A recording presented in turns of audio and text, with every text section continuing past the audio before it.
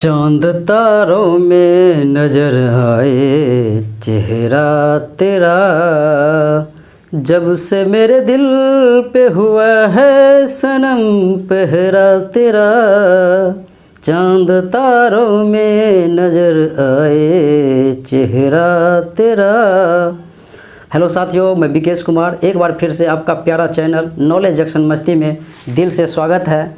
साथियों, पिछले क्लास की तरह आज भी आपके बीच एक बेहतरीन क्लास होने वाला है। आप जो है एकदम धैर्य से वीडियो के अंत तक देखिए। मैंने बोला था भारत के नक्शा में, यानी आज भी हम ज्योग्राफी के तरफ ही चलेंगे कि नक्शा में भारत के कुल 9 राज्य जो हैं वो तट रेखा से लगे हुए हैं, यहाँ से यहाँ तक। यानी भारत के जो है इधर की ओर समुद्र है और यही समुद्र के किनारे भारत के कुल 9 राज्य हैं। और वही 9 राज्य के बारे में आज हम पढ़ेंगे। उन्हीं में बंदरगाह है और उन्हीं में देखेंगे कहाँ से कहाँ तट के जो है कौन पश्चिमी तट है, कौन पूर्वी तट है। और मैंने पहले बता दिया था आपको कि भारत जो है मुख्य भूमि के तटीय भाग की लंबाई जो है, यानी भारत यहाँ मुख्य भूमि के तटीय भाग यानी नक्शे के अंतर्गत जो है कुल 6100 किलोमीटर है। मुख्य भूमि के तटीय भाग की लंबाई 6100 किलोमीटर, जबकि इधर अंडमान और इधर लक्षद्वीप और दमन द्वीप को भी सम्मिलित कर लेंगे तो हो जाएगा 7516.5 किलोमीटर। यानी ये हो गया भारत के संपूर्ण तटीय भाग की लंबाई 7516.5, जबकि मुख्य भूमि यानी नक्शे के अंदर जो है ये इतने गो की लंबाई है 6100 किलोमीटर। यहाँ से यहाँ तक की लंबाई, यहाँ से यहाँ तक की लंबाई तटीय भाग की 6100 किलोमीटर। अंडमान और ई प्लस यहाँ दमन द्वीप और लक्षद्वीप इनको भी सम्मिलित कर लेंगे तो हो जाएगा 7516.5 किलोमीटर। तो मैंने ये पहले वीडियो में ही बता दिया था। खैर चर्चा हुआ तो मैंने इसका भी चर्चा कर दिया, तो कोई बात नहीं। तो अब हम अपने आज के क्लास में चलते हैं, आज के क्लास की ओर। तो देखिए भारत के वो 9 राज्य कौन कौन सा है जो तट रेखा में सटा हुआ है, तो उनका मैं अभी लिख रहा हूँ। पहले राज्य को सजा रहा हूँ।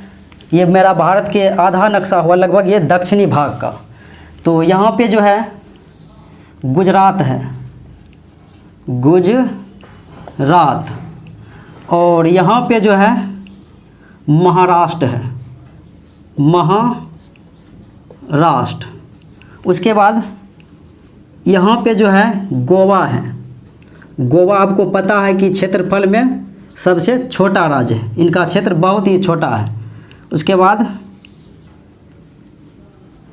बाद यहाँ पे जो है कर्नाटक है, कर्नाटक है। और यहाँ पे जो है यहाँ से यहाँ तमिलनाडु है, और यहाँ से यहाँ जो है केरल है। और केरल जो है भारत के वो राज्य हैं जो उत्तरी दक्षिणी में सबसे लंबा है। इसका देखिए उत्तरी दक्षिणी वाला सबसे लंबा राज्य केरल है, क्योंकि ये जो है उत्तरी दक्षिणी में काफ़ी ज़्यादा लंबा है। और यहाँ पे हो गया अपना तमिलनाडु, तमिलनाडु। और यहाँ पे जो हो गया आंध्र प्रदेश,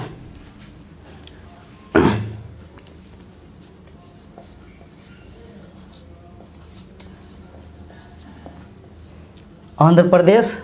और उसके बाद यहाँ पे हुआ ओडिशा, ओडिशा। और यहाँ पे हुआ अपना वेस्ट बंगाल, और इनका क्षेत्र यहाँ भी है, इधर भी है। तो ये हो गया पश्चिम बंगाल। अब आपके बीच वो 9 राज्य प्रेजेंट हो गया है जो तट रेखा को छू रहा है। अब आप कहोगे कि आंध्र प्रदेश से तो अलग हुआ तेलंगाना, तो वो भी रहेगा तट रेखा में। भाई वो जो है इन रिया चक्रवर्ती के चक्कर में नहीं रहता है। ये 9 राज्य है जो रिया के चक्कर में रहता है। अतः ये जो है तेलंगाना, वो अपने बाल में तेल लगा के ऐसे घूमते रहता है वो। तो तेलंगाना भाई यहाँ पे है, यहाँ पे है तेलंगाना। तो वो जो है तट रेखा को बिल्कुल भी नहीं छूता है। यही 9 राज्य है जुल्फी वाला जो तट रेखा को छू रहा है।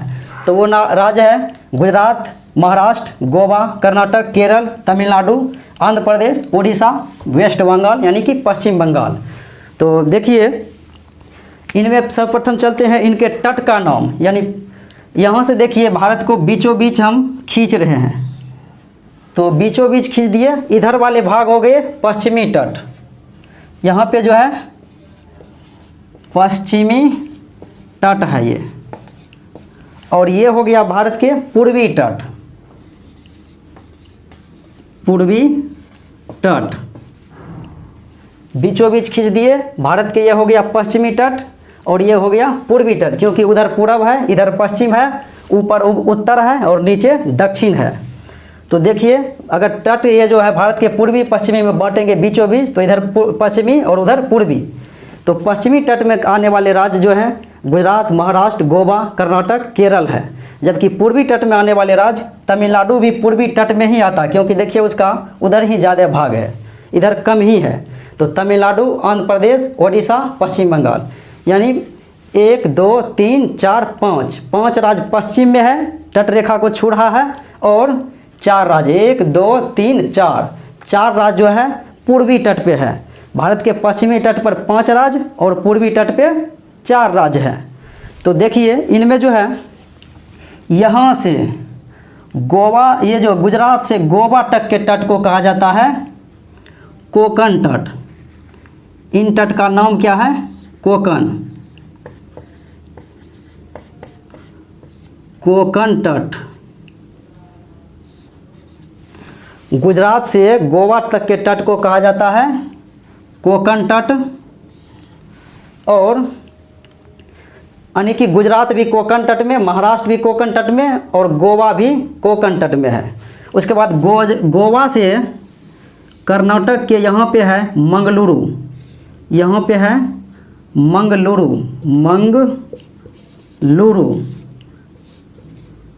यानी कि गोवा से कर्नाटक के मंगलुरु तक के तट को, इतना से इतना के तट को जो है कहा जाता है केनरा तट,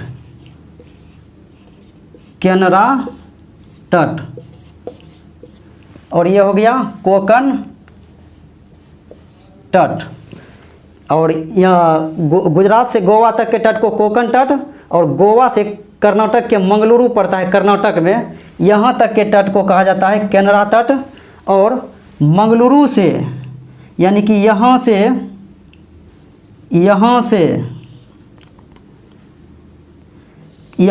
यहाँ पर है कन्याकुमारी, कन्याकुमारी। तो मंगलुरु यानी कर्नाटक के मंगलुरु से कन्याकुमारी तक के तट को कहा जाता है मालाबार तट, मालाबार तट। मंगलुरु से कन्याकुमारी तक के तट को कहा जाता है मालाबार तट। और क्वेश्चन जो है परीक्षा में अधिकांशतः पूछा जाता है कि केरल के तट को कौन सा तट कहा जाता है, तो मालाबार तट। मालाबार तट कहाँ है, तो केरल में है। अब यहाँ पे आइए, ये तो पूर्वी पश्चिमी जो है तट हो गया। अब पूर्वी तट की ओर बढ़ते हैं। पूर्वी तट में जो है कन्याकुमारी से आंध्र प्रदेश में है Krishna delta, Krishna delta, Krishna delta. तो आंध्र ये जो है कन्याकुमारी से कृष्णा तक के डेल्टाई क्षेत्र को जो कहा जाता है वो कहा जाता है कोरोमंडल तट। कृष्णा गोदावरी ये कन्याकुमारी से कृष्णा डेल्टा तक के तट को कहा जाता है कोरोमंडल तट। और उसके बाद कृष्णा डेल्टा से लेकर यहाँ पे है गोदावरी डेल्टा, गोदावरी डेल्टा यहाँ पे है गोदावरी डेल्टा। तो कृष्णा डेल्टा से गोदावरी डेल्टा तक के इलाका को जो कहा जाता है वो है गोलकुंडा तट। गोलकुंडा तट।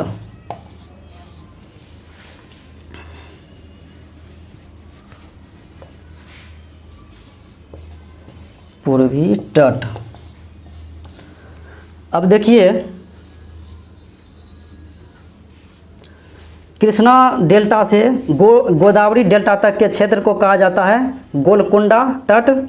अब यहाँ से गोदावरी डेल्टा से यहाँ पर है उत्तरी तट।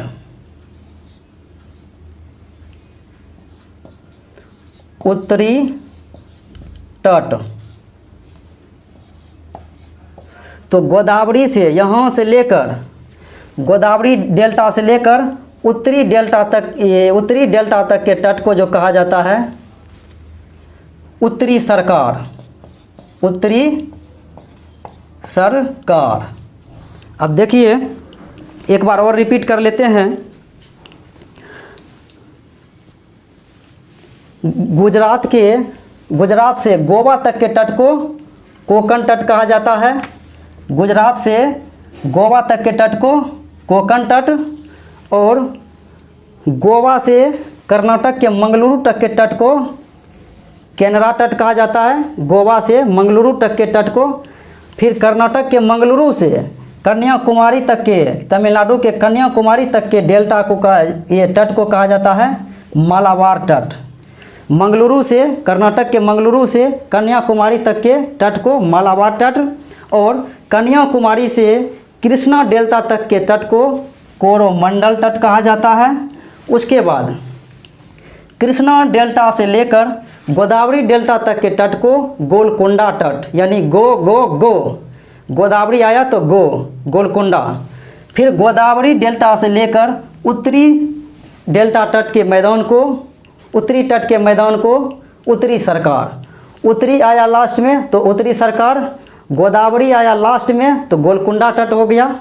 यानी कृष्णा से गोदावरी गोलकुंडा, और गोदावरी से उत्तरी तट उत्तरी सरकार। आप ऐसे याद रखिए। तो ये हो गया मेरा भारत के 9 राज्य, और इनके जो तट आते हैं ये हो गया पश्चिमी तट, और वो हो गया मेरा पूर्वी तट। अब देखते हैं इन्हीं 9 राज्य में जो है बंदरगाह भी है, तो हम इनके बंदरगाह की ओर चलते हैं। तो देखते रहिए, वीडियो के अंत तक आप बने रहिएगा। मैं वादा करता हूँ वीडियो आपको बहुत ही अच्छा लगेगा। तो देखिए राज्य मेरा वही रहेगा, ये सब मेरा जो है डायरेक्शन बना ही रहेगा। अब इन्हीं में हम देखिए क्या थोड़ा सा करते हैं।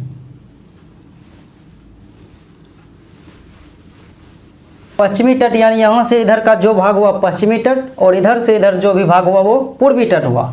तो चलते हैं सर्वप्रथम गुजरात में कौन सा बंदरगाह है। तो गुजरात में आपने नाम सुना होगा कांडला बंदरगाह, गुजरात में है। और उसके बाद इनका नया नाम जो है आप याद रखिएगा, इनका नया नाम है डी उपाध्याय। पंडित दीनदयाल उपाध्याय कर दिया है कांडला बंदरगाह का नया नाम, जो कांडला बंदरगाह गुजरात में है, और यह पश्चिमी तट के बंदरगाह है। उसके बाद महाराष्ट्र में 2 बंदरगाह हैं, एक मुंबई है, एक मुंबई है महाराष्ट्र में, और एक है नहावा सोबा।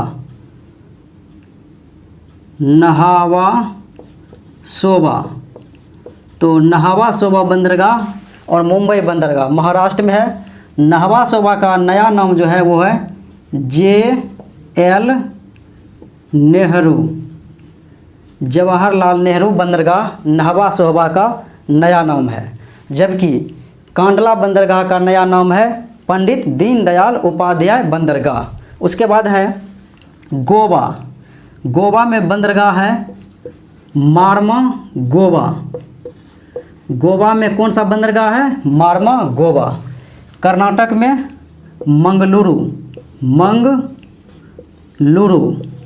मंगलुरु बंदरगाह कर्नाटक में। और केरल में जो है वो है कोच्चि बंदरगाह केरल में। तो ये है मेरा पश्चिमी तट पे, इतना सारा जो बंदरगाह है ये पश्चिमी तट पे है। अब चलेंगे पूर्वी तट के बंदरगाह। तो यहाँ पर देखिए तमिलनाडु में जो बंदरगाह है वो है एन्नोर। एन्नोर बंदरगाह तमिलनाडु में है। उसके बाद है यहाँ पे चेन्नई बंदरगाह, चेन्नई बंदरगाह। और उसके बाद है एक और बंदरगाह, वो है तूतीकोरिन बंदरगाह, तूतीकोरिन बंदरगाह। ये 3 बंदरगाह जो है पूर्वी तट के तमिलनाडु में है। और आंध्र प्रदेश में जो बंदरगाह है वो है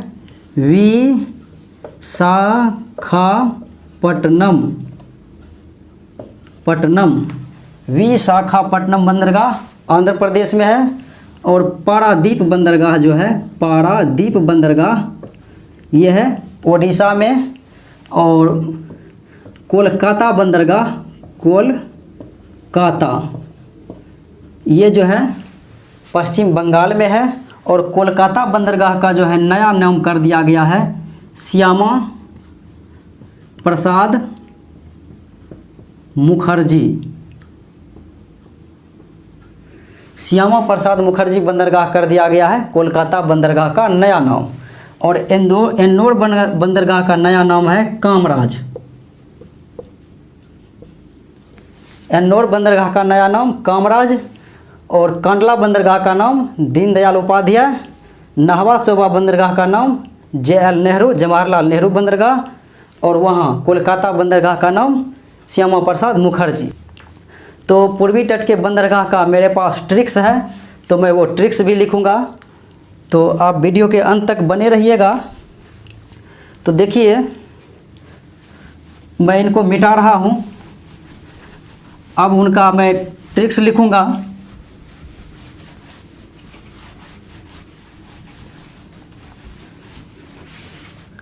तो देखिए ट्रिक्स मेरा है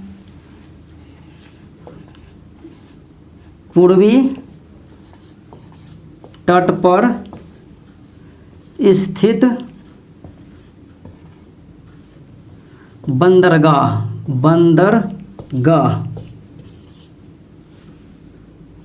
अब एक ट्रिक्स देखिए क्या है। वर्ल्ड कप चल रहा था भारत और ऑस्ट्रेलिया के बीच। अब उसमें बोल दिया गया कि कप्तान को कि अब तुम्हारे ऊपर बारी है कप बचाना या कप को मिटाना। तो वही मेरा ट्रिक्स है। देखिए ट्रिक्स है कप बचाए तू। अब कह दिया है कप्तान को, विराट कोहली को, अब तुम्हारे ऊपर बारी है कप बचाना या ना बचाना, यानी कप बचाए तू। ये मेरा पूर्वी तट के बंदरगाह का ट्रिक्स है। और आप एक बार देखिएगा, सदा के लिए याद हो जाएगा। तो देखिए कहाँ से हो गया कोलकाता, और पा से हो गया पारादीप, वा से हो गया विशाखापट्टनम, और उसके बाद चा से हो गया चेन्नई, ए से हो गया एन्नोर, और तू से हो गया तूतीकोरिन। अब देखिए कप बचाए तो कोलकाता, पारादीप, विशाखापट्टनम, चेन्नई, एन्नोर, तूतीकोरिन, ये तीनों का तीनों बंदरगाह जो है ये तमिलनाडु में है। और जबकि विशाखापट्टनम आंध्र प्रदेश में है। और पारादीप ओडिशा में है। और कोलकाता पश्चिम बंगाल में है। ये मेरा ट्रिक्स है। तो उम्मीद है कि ये वीडियो आपको अच्छा लगा होगा। तो साथियों आज का क्लास यहीं पर रहेगा, फिर अगले क्लास में मुलाकात होगा। वो भी ज़बरदस्त ट्रिक्स के साथ आप देखेंगे। उस ट्रिक्स में कौन सा दर्रा किस राज्य में है, उनको मैं ट्रिक्स से आपको समझाएंगे। तो आज का क्लास यही रहेगा, फिर मैं अगले क्लास में मिलने का वादा करता हूँ।